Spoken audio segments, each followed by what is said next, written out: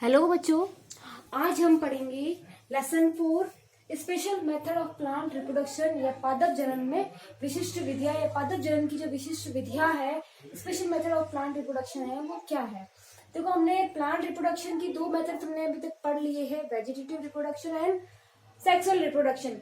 Vegetative reproduction में पादप के किसी भी भाग, कायिक भाग से, जड़, तना, पत्ती से नए पादप का निर्माण अगर हम करते हैं या नए पादप को उगाते हैं तो हम उसको कायिक जनन कहते हैं।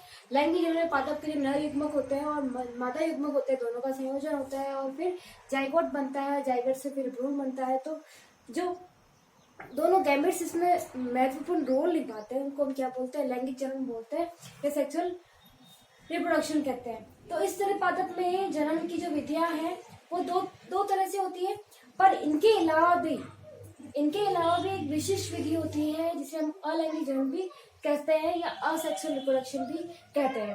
असेक्सुअल रिप्रोडक्शन यानी कि बिना, या जिसमें लैंगिक जनन क्या हो, अनुपस्थित होने, बिना युग्मकों के संयोजन के नए पादप का निर्माण होना, उसे हम क्या कहते हैं, अलैंगिक जनन कहते हैं। यानी कि यहाँ पे क्या होगा, युग्मकों का संयोजन नहीं होगा, किसी तरह के युग्मक का इसमें जो रोल नहीं होगा, इसको हम क्या बोलते हैं, अलैंगिक जनन या असेक्सुअल रिप्रोडक्शन। तो ये एक तरह से स्पेशल मेथड भी है। अगर हम इस तरह से अगर टोटल देखें तो प्लांट के अंदर रिप्रोडक्शन के 3 टाइप्स है या 3 मेथड्स होते हैं, कायिक यानी कि vegetative reproduction, sexual reproduction, asexual reproduction. Asexual reproduction को हम आगे जो है 4 भागों में हमने बांटा है। Some special methods of plant reproduction are apomixis या असंजनन, यानी कि इसके अंदर क्या होता है कि युग्मकों का संलयन नहीं होता है और बिना युग्मकों के संलयन के ही बीज का निर्माण होता है, नए पादप का निर्माण होता है, तो इसे असंजनन कहते हैं या एपोमिक्सिस कहते हैं। अगैमोस्पर्मी, यानी कि बिना, गैमो यानी युग्मकों के संलयन के, स्पर्मी यानी कि स्पर्मा यानी बीज, यानी बिना युग्मकों के संलयन के ही बीज का निर्माण अगर होता है तो हम उस विधि को क्या बोलते हैं, अगैमोस्पर्मी। अगैमोस्पर्मी को अनिषेक बीजता भी कहते हैं, यानी कि बिना, निषेक यानी कि निषेचन के, बीजता यानी बीज बनना। तो इस तरह से अगैमोस्पर्मी यानी कि निषेक बीजता।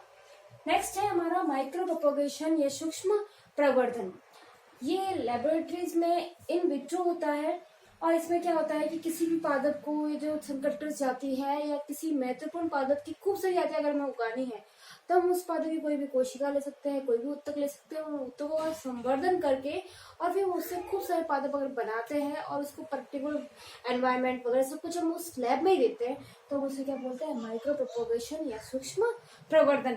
ये नेक्स्ट है हमारा वेजिटेटिव प्रोपोगेशन या कायिक जनन।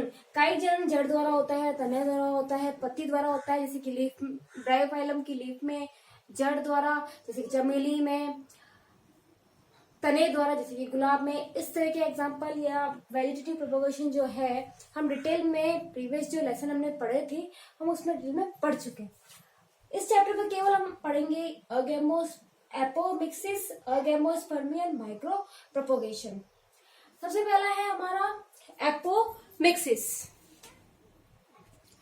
देखो बच्चों, एपोमिक्सिस या असंजनन नर व मादा युग्मकों के संलयन के बिना, अर्थात बिना निषेचन के किसका निर्माण होना, भ्रूण का या एम्ब्रियो का डेवलपमेंट हो जाना, यानी कि एम्ब्रियो का डेवलपमेंट हो गया विदाउट गैमेट फ्यूजन, तो इसे हम क्या कहते हैं, एपोमिक्सिस कहते हैं या असंजनन कहते हैं। अब असंजनन जो है वो 2 टाइप्स के होते हैं, sporophytic apomixis and gametophytic apomixis. Sporophytic apomixis जिसे हम बीजाणुद्भिद असंजनन भी कहते हैं। अब बीजाणुद्भिद असंजनन में क्या होता है कि भ्रूण का निर्माण बीजांडकाय, यानी कि जो बीजांड होता है, हमारा बीजांड में यहाँ डायग्राम वापस से बना के बता रही हूँ, अगर किसी का पिछले वाली जो वीडियो है अगर समझ में नहीं आई हो तो ये हमारे बीजांड की संरचना है, ये दोनों इसके क्या है, अध्यावरण है। अब ये अध्यावरण है, ये बीजांड की संरचना है, ये इसके अंदर जो है ऊपर वाली सेल्स, ये सहायक कोशिका और बीच में अंड कोशिका और ये द्वितीयक केंद्रक। तो बीजांड का भ्रूण का निर्माण बीजांडकाय, बीजांडकाय क्या, ये वाली जो होती है ना, जो कि डॉक्टर जो मैंने बनाया इसे क्या बोलते हैं, न्यूक्लियस या बीजांडकाय। बीजांडकाय या अध्यावरण, देखो बीजांड के बाहर दो अध्यावरण होते हैं, बाह्य अध्यावरण और अंतर अध्यावरण। तो या तो बीजांडकाय से होता है भ्रूण का निर्माण या फिर अध्यावरण से होता है। ये कैसे होते हैं, द्विगुणित कोशिका से होता है। तो हम इसे क्या बोलते हैं, बीजाणुद्वित असंजनन या स्पोरोफाइटिक एपोमिक्सिस। जबकि गैमेटोफाइटिक या युग्मकोद्भिद असंजनन में क्या होता है, भ्रूण का निर्माण अगुणित कोशिका से होता है। यानी कि कोई भी हैप्लॉइड सेल, चाहे वो सिनर्गिड्स हो, चाहे वो एक्सेल हो, चाहे वो गुणित कोशिकाएं हो, कोई भी अगुणित सेल या अगुणित कोशिका या हैप्लॉइड सेल से अगर भ्रूण का निर्माण होता है या एम्ब्रियो फॉर्मेशन होता है, एम्ब्रियो का डेवलपमेंट होता है, तो हम उसे युग्मकोद्भिद असंजनन या गैमेटोफाइटिक एपोमिक्सिस कहते हैं। अब गैमेटोफाइटिक एपोमिक्सिस जो है वो दो तरह से होती है, जिसे हम दो भागों में बांट सकते हैं, या तो पार्थेनोजेनेसिस और apogamy. Parthenogenesis and apogamy. Gametophytic जो है वो दो टाइप्स की होती है, पार्थेनोजेनेसिस एंड एपोगैमी। पार्थेनोजेनेसिस जिसे हम अनिषेक जनन भी कहते हैं, यानी कि बिना निषेचन के जनन होना या बिना निषेचन के नई पीढ़ी का निर्माण होना अनिषेक जनन कहलाता है या पार्थेनोजेनेसिस कहलाता है। अब पार्थेनोजेनेसिस युग्मकोद्भिद जो है उसका फर्स्ट टाइप है पार्थेनोजेनेसिस। अब पार्थेनोजेनेसिस क्या होता है, जब अगुणित यानी कि हैप्लॉइड कोशिका या अनिषेचित कोशिका जिसका फर्टिलाइजेशन नहीं हुआ है, निषेचन नहीं हुआ है, या अगुणित व अनिषेचित एग सेल यानी कि अंड कोशिका से ही डायरेक्टली भ्रूण का निर्माण होता है। यानी कि एग सेल जो होती है वो डायरेक्टली बिना निषेचन के ही भ्रूण में बदल जाती है, एम्ब्रियो बनाने लग जाती है, तो हम उसको क्या बोलते हैं, पार्थेनोजेनेसिस। जबकि एपोगैमी या अपयुग्मन में क्या होता है कि भ्रूण का निर्माण भ्रूण कोशी किसी अन्य अगुणित कोशिका जैसे कि एंटीकॉडल सेल, ये हमारा भ्रूण कोश है, ये जो प्रत्युभी कोशिकाएं हैं, ये तो भ्रूण का निर्माण इनसे होता है या फिर सहायक कोशिकाओं से हो जाता है, द्वितीयक केंद्रक से नहीं होगा। क्यों? क्योंकि ये कैसे होते हैं, द्विगुणित होते हैं। यानी कि इसको छोड़कर भ्रूण का निर्माण भ्रूण कोश की किसी भी अन्य अगुणित कोशिका से, ये भ्रूण कोश या इसके अंदर की द्वितीयक केंद्रक को छोड़कर किसी भी अगुणित कोशिका से अगर नए भ्रूण का निर्माण होता है तो हम उसे अपयुग्मन कहते हैं। अब अपयुग्मन के बाद जो है नेक्स्ट है हमारा कि पंचायन माहेश्वरी ने कुछ बताया है कि पंचायन माहेश्वरी के अनुसार जो है एपोमिक्सिस को दो भागों में बांटा गया है, non recurrent and recurrent apomixis. Non recurrent जिसे हम अनावर्ती असंजनन भी कहते हैं और रिकरेंट एपोमिक्सिस को हम पुनरावर्ती असंजनन भी कहते हैं। नॉन रिकरेंट में क्या होता है कि भ्रूण का निर्माण अगुणित व अनिषेचित अंड कोशिका से होता है। यानी कि एक तो हैप्लॉइड है और बिना फर्टिलाइजेशन के ही जो सेल है वो किसी में बदल गई, एक्सेल जो है वो भ्रूण में बदल गई, तो उसे हम क्या बोलते हैं, नॉन रिकरेंट या अनावर्ती असंजनन। देखो नॉन रिकरेंट असंजनन जो है उसे वापस से दो भागों में बांटा है, haploid parthenogenesis and haploid apogamy. Haploid parthenogenesis या अगुणित अनिषेक जनन जेनेसिस एंड हैप्लॉइड एपोगैमी। देखो नाम से समझ में आ रहा होगा कि यहाँ पे सेल होगी, हमसे कैसी होगी, हैप्लॉइड होगी, अगुणित होगी। अब हैप्लॉइड पार्थेनोजेनेसिस में क्या होता है कि भ्रूण का निर्माण अगुणित अनिषेचित अंड कोशिका से होता है। इसका ये स्टडी है सबसे पहले किससे की थी, जॉर्जेनसन ने। इसकी स्टडी सबसे पहले की थी जॉर्जेनसन ने। जबकि हैप्लॉइड एपोगैमी या अगुणित अपयुग्मन में क्या होता है, भ्रूण का निर्माण अंड कोशिका के अतिरिक्त किसी भी भ्रूण कोशिका से हो जाता है। यानी कि एक्स सेल को छोड़कर किसी भी हैप्लॉइड सेल जो एम्ब्रियो सैक होता है उसी कोई भी हैप्लॉइड सेल से हो सकता है। इसका एग्जाम्पल जो है मैं बताना चाहूंगी आपको कि जो हमारा मक्का है और जो दत्तूरा है ना, उसमें इस तरह का जो है वो देखने को मिलता है हैप्लॉइड एपोगेमी। नेक्स्ट टाइप है हमारा थर्ड टाइप, पुनरावर्ती असंचलन या रिकरेंट एपोमिक्सिस। रिकरेंट एपोमिक्सिस में क्या होता है, अर्धसूत्री विभाजन के पूर्ण नहीं होने के कारण इस प्रकार के असंचलन में स्त्री युग्मकोद्भिद में गुणसूत्रों की संख्या मात्र पादप के समान ही द्विगुणित होती है। यानी कि यहाँ पे जो मियोसिस होता है वो पूरी तरह से नहीं हो पाता है ना, मियोसिस कंप्लीट नहीं होता। तो मियोसिस कंप्लीट नहीं होगा तो मियोसिस के कारण गुणसूत्रों की संख्या क्या होती है, हमारे आधी हो जाती है।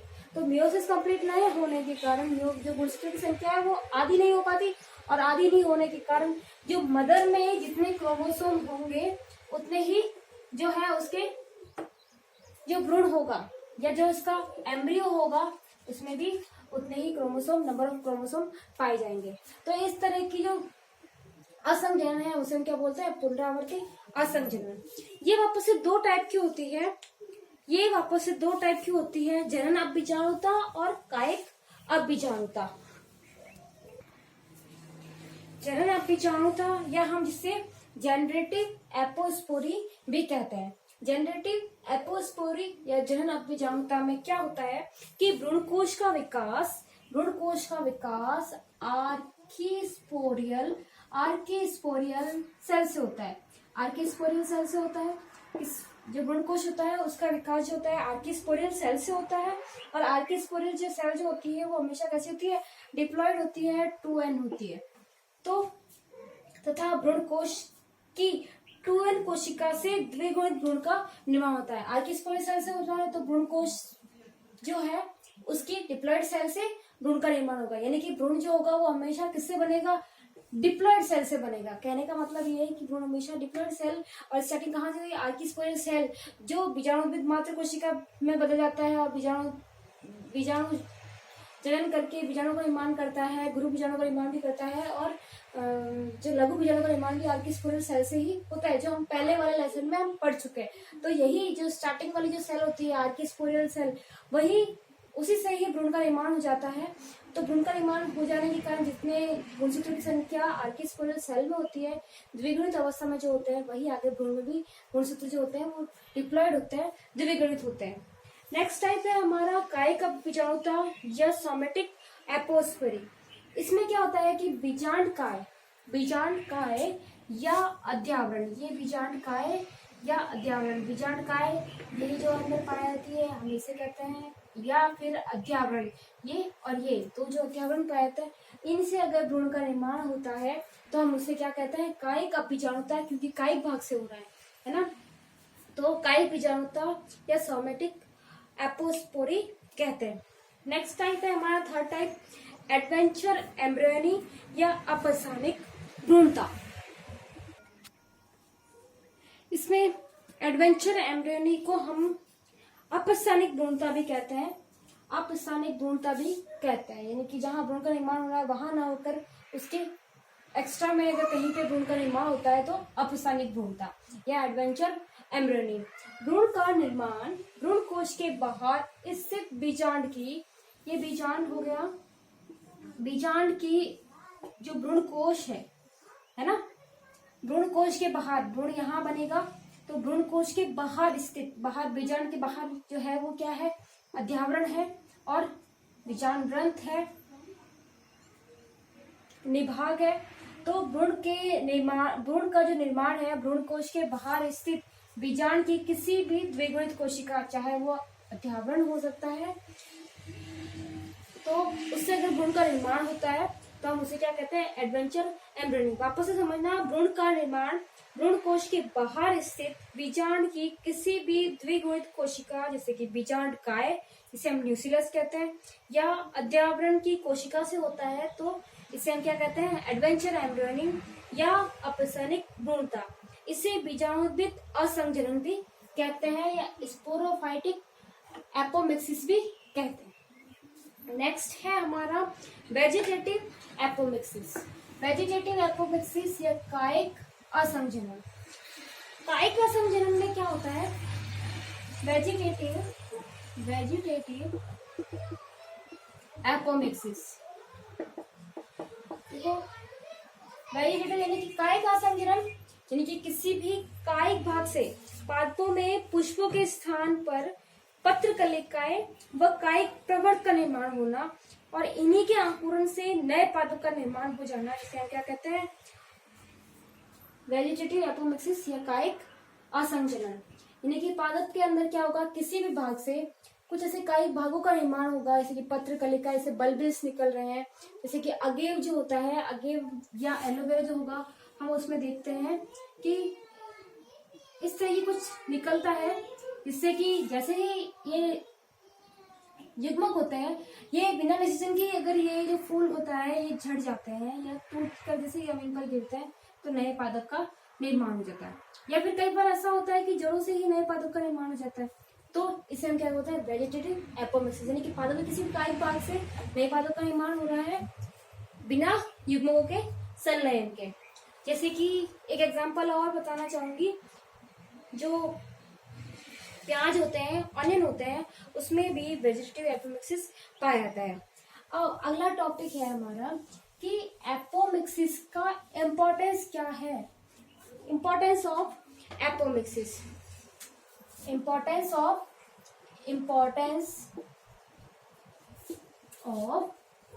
एपोमिक्सिस। सबसे फर्स्ट इंपॉर्टेंट ये है, देखो इसमें युग्मों का संलयन नहीं हो रहा है, अर्धसूत्री विभाजन नहीं होता है, तो युग्मों का संलयन भी नहीं होगा, अतः पादप जो होंगे उनमें मात्र कोशिका के समान ही गुणसूत्रों की संख्या जो है वो मात्र कोशिका के समान ही पाई जाएगी। तो अगर क्लोन बनाए हम तो एपोमिक्सिस जो है वही मेथड जो है वो यूज किया जाता है। देखो इसमें मियोसिस या अर्धसूत्री विभाजन नहीं होगा, इसी कारण जो विभिन्नताएं होगी, मेल गैमेट और फीमेल गैमेट का फ्यूजन होगा, दोनों अलग अलग जाति के होंगे तो उनका फ्यूजन होगा, क्रॉसिंग ओवर होगा, युग्मों संलयन होगा। तो अर्धसूत्री विभाजन में क्याजमेटा बनते हैं, क्रॉसिंग ओवर होता है, तो अर्धसूत्री विभाजन ही नहीं होगा तो विभिन्नताएं नहीं आएगी। तो जैसा पादप जो नए भ्रूण बनेंगे वो मात्र पादप के हुबहू होंगे, सेम टू सेम होंगे, और उनमें गुणसूत्रों की संख्या भी जो होगी वो सेम टू सेम होगी। और इसी मेथड से हम पादप का क्लोन भी बना सकते हैं। क्लोन अगर बनाना चाहे, क्लोन मतलब कि एक ही पादप का हुबहू हम खूब सारे पादप बना दे, तो एपोमिक्सिस मेथड ऐसा है जिससे हम क्लोन भी बना सकते हैं। नेक्स्ट इसका इम्पोर्टेंस है, एक पौधे के कई सारे क्लोन तैयार कर सकते हैं और लाभदायक लक्षणों का संरक्षण कर सकते हैं। लाभदायक लक्षणों का संरक्षण हम कैसे कर सकते हैं?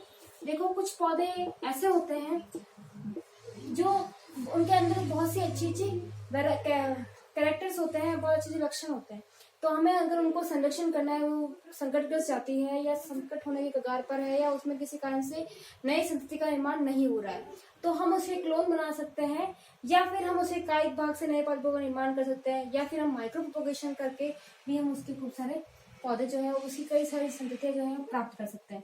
तो इस तरह से हम पौधों के लाभदायक लक्षणों का संरक्षण भी कर सकते हैं। और एक तरह से ये भी है कि कोई मात्र पादप है और उसमें कोई अच्छा लक्षण है, अगर सूत्री विभाजन होगा तो उसके लक्षण जो होगा उसकी हानि, क्योंकि गुणसूत्रों का संयोजन वापस से हो रहा है तो लक्षणों की हानि भी होती जाएगी। तो अगर हम उन्हीं से अगर असंजनन करवा के और उन्हीं से नई संतति का निर्माण करें तो मात्र पादप को जैसे लक्षण उसमें थे वैसे वैसे ये आने वाली संतति में भी होंगे। तो इससे हम लाभदायक लक्षणों का संरक्षण कर सकते हैं एपोमिक्सिस का यूज करके। और नेक्स्ट है हमारा फोर्थ इम्पोर्टेंस की, जो हाइब्रिड बीजों का उत्पादन होता है वो भी हम इसके द्वारा अधिक कर सकते हैं, क्योंकि एपोमिक्सिस संकरित पादपों के लक्षण को रोकता है। जैसे कि हाइब्रिडाइजेशन से जो बीज बनते हैं, है ना, हाइब्रिडाइजेशन क्या होता है कि कोई अलग जाति का, जैसे कोई एक पौधा है इसमें अच्छी क्वालिटी के फ्लावर लग रहे हैं, कोई एक पौधा है जिसमें कलर अच्छा है फ्लावर के, या फिर उसमें फ्लावर ज्यादा लग रहे हैं, यहाँ क्वालिटी अच्छी है पर फ्लावर कम लग रहे हैं, यहाँ ज्यादा लग रहे हैं, तो हमें ये दोनों को एक ही पौधे में लक्षण साथ में लाना है। तो हम इन दोनों को क्या करेंगे, इसका युग्मक लेंगे, इसका युग्मक लेंगे, दोनों का युग्मों का संलयन करवाएंगे, संयोजन कराएंगे, या फिर हम इनमें संकर करवाएंगे, या हम इसे कहते हैं हाइब्रिड करवाएंगे या क्रॉस करवाएंगे।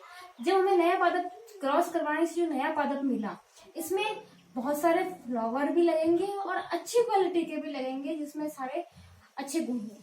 तो इस तरह का जो प्रोसेस होती है इसे हम संकरण कहते हैं, हाइब्रिडाइजेशन कहते हैं। तो हाइब्रिड बीजों का उत्पादन भी अधिक कर सकते हैं, और एपोमेसिस संकरित पादपों के लक्षणों को रोकता है। यानी कि संकरण से जो पादपों के अगर ये और वापस क्रॉस होगा तो पादपों के जो लक्षण है उनकी हानि होगी।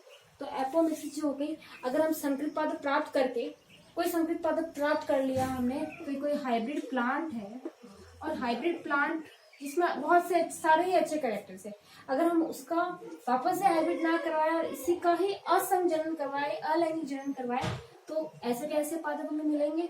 तो इस तरह से हम हाइब्रिड पादप के जो लक्षण है उन्हें भी हम संरक्षित रख सकते हैं। थैंक यू बच्चों। नेक्स्ट टॉपिक में हम पढ़ेंगे अगैमोस्पर्मी या अनिषेक बीजता।